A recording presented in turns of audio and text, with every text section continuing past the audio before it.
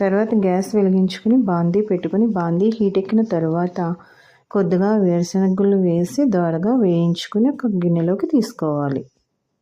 అదే బాందీలో కొద్దిగా నువ్వుపప్పు, జీడినూక, జీలకర్ర, వాము కూడా వేసి ఒకసారి వేయించుకోవాలి.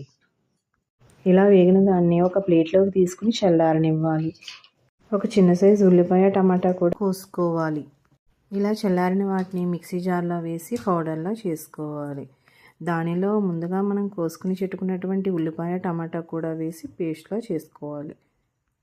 ఆ పేస్ట్లో రుచికి సరిపడా సాల్ట్, చిటికెడు పసుపు, 2 టేబుల్ స్పూన్ కారం, కొద్దిగా అల్లం వెల్లుల్లి పేస్ట్ వేసి ఒకసారి మళ్ళీ గ్రైండ్ చేసుకోవాలి.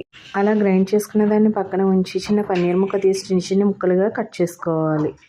అలా కట్ చేసిన పన్నీర్ ముక్కల్ని డీప్ ఫ్రై చేసుకోవాలి. గ్యాస్ వెలిగించుకుని బాందీ పెట్టుకొని